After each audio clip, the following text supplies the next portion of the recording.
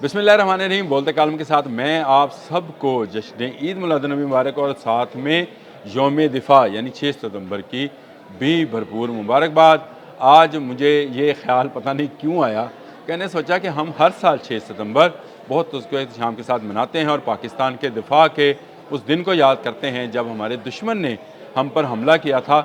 बचपन से बहुत सारे लोग, बहुत सारे मुफक्कर, बहुत सारे राइटर्स मुझे ऐसे मिलते रहे जो ये कहते थे कि नहीं नहीं 6 सितंबर जो है ये सिर्फ शायद हम इसलिए मनाते हैं कि फ़ौज का मुराल अप रहे। ये बात समझने वाली है, लेकिन ये सारे झूठे थे।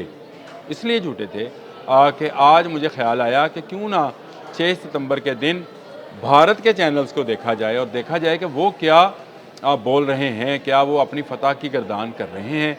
क्या वो ये कह रहे हैं कि उन्होंने 6 सितंबर 1965 को पाकिस्तान फ़तह कर लिया था? और क्या उनकी फ़ौजों ने बड़ा ज़बरदस्त चवंडा में जो है टैंकों से पाकिस्तान को शिकस्त दी थी, या एम आलम ने जहाज़ नहीं गिराए थे, उनके पायलट्स ने जहाज़ गिराए थे? तो ये सारी चीज़ें देखने के लिए मैंने आज वो चैनल्स को ऑन किया।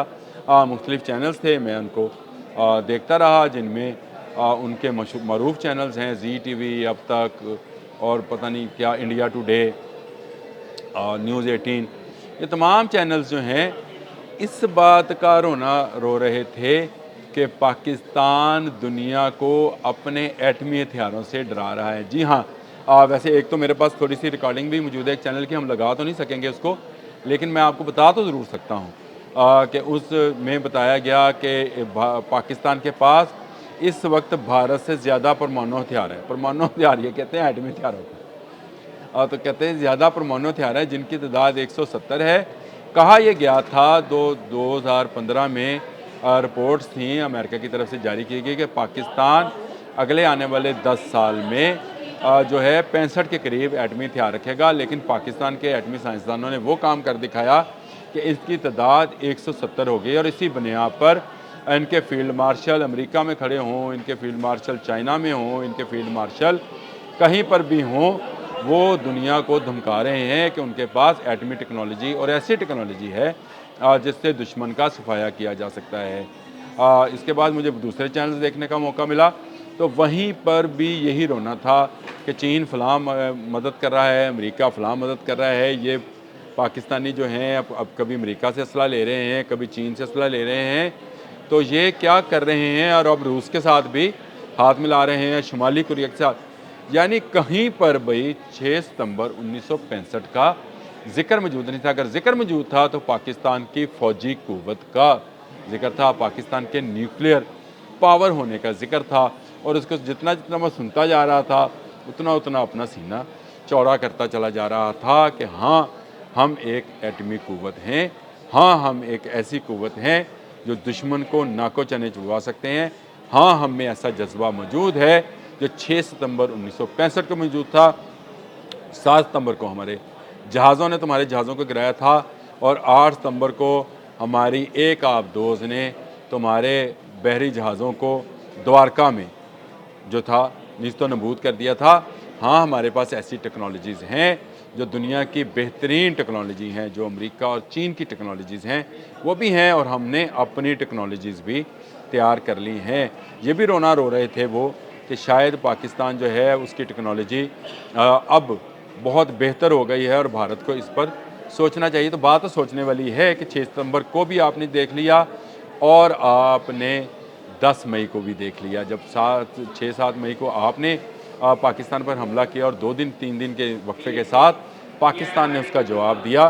तो जवाब ऐसा था कि आपको मजबूरन अमेरिका के पाँव पड़ना पड़ा, और पाँव पड़कर आपने माफ़ी ली। ये मैं नहीं कह रहा हूँ, आपके असम्बली के अंदर खड़े होकर लोग गिरे हुए जहाज़ों की तस्वीरें लहरा रहे हैं। आपकी अपनी अपोजिशन पार्टियां डिमांड कर रही हैं कि आपने ऑपरेशन सिंदूर के नाम पर जो चूना लगाया है लोगों को, भारतीय लोगों को, और उनके टैक्स के पैसों को, उस चूने का हिसाब दें। आपके जहाज़ कैसे गिरे? आपसे फ्रांस हिसाब मांग रहा है कि राफेल कैसे गिर गया, जो आज तक नहीं गिरा था, उसको कैसे गिराया गया। आप अभी तक इसी चक्कर में हैं कि पाकिस्तान जो है परमाणु हथियार एटमी हथियार रखने वाला मुल्क है। पाकिस्तान एटमी जज्बा रखने वाला मुल्क है, और इसकी फ़ौज, पाक फ़ौज ऐसे जज्बे से है जो कि 1965 में भी आपने देख लिया, और आज आप देख रहे हैं 2025 में भी जज्बे में कमी नहीं आई है, बल्कि इसमें मज़ीद इजाफा हुआ है। आज हमारे एयर वाइस मार्शल ने बिल्कुल सही बात की कि अब स्कोर जो है 6-0 नहीं 60-0 होगा। ये याद रखने वाली बात है। आज तमाम इंडियन चैनल्स, वेबसाइट्स इस बात का रोना रो रही है कि पाकिस्तान एक बड़ी कुव्वत बनती चली जा रही है और ख़ित्ते में ख़तरा है। ख़तरा किसको है? देखें, ख़तरा ना बांग्लादेश को है, ना चीन को है, ना अफ़गानिस्तान को है, ना रशिया को है। ख़ित्ते में ना ख़तरा नेपाल को है, ना भूटान को है। ये सब हमारे दोस्त मुल्क हैं, ये सारे मुल्क गिनते चले जाएँ, ना ईरान को है। तो ये 8-9 ममालिक जो इर्द गिर्द हैं पाकिस्तान की जोग्राफिया के, उनसे इनमें से किसी एक मुल्क को भी अगर ख़तरा है तो वो पाकिस्तान की मशरक़ की तरफ मौजूद भारत को है।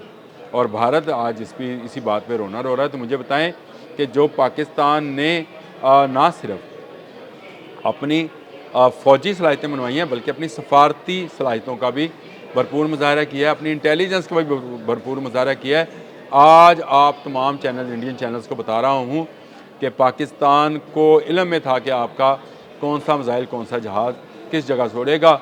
रात के अंधेरे में आप हमला करने में कामयाब हुए, लेकिन जाते हुए हमने आपके 6 जहाज़ गिरा लिए। गिरा 10 सकते थे, और अब के हम आपके 60 जहाज़ गिरा सकते हैं। और आज air vice marshal Shahryar Khan ने बिल्कुल सही बात कही कि अब के आपने हमला किया तो स्कोर 0-60 होगा, बल्कि 0-160 भी हो सकता है।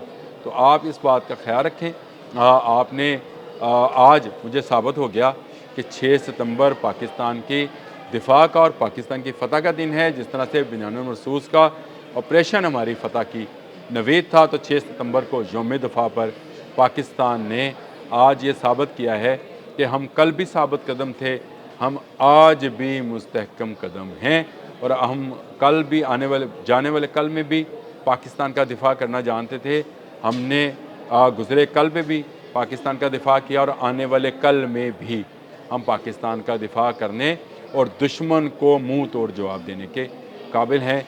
शायद दुश्मन इस बात का ख्याल करके ही आज परमाणु हथियारों को लेकर अपने चैनल्स पर प्रोग्राम चला रहा है। वो नज़र आ रहा है कि वो राके फीडेड और मुख्तलिफ प्रोग्राम्स हैं, फीडेड आप उसको समझे पैकेजेस हैं या फीडेड रिपोर्ट्स हैं, जिनकी बुनियाद पर यह दिया जा रहा है। हाँ, कुछ यूट्यूबर्स का वो हवाला ज़रूर दे रहे हैं जो पाकिस्तान से तल्लुक़ रखते हैं, लेकिन पाकिस्तानी नहीं है, पाकिस्तानी नज़ाद हैं। उन्होंने बाहर की नेशनैलिटी हासिल कर रखी है, और वहाँ बैठ कर वो पाकिस्तान के दिफा के मतलब बात कर रहे हैं। वो रिपोर्ट्स के अंदर उनको शामिल किया गया है, लेकिन असल बात जज्बे की थी। हमने 65 में भी जज्बा दिखाया था, हमने 2025 में भी जज्बे से ही शिकस्त दी है।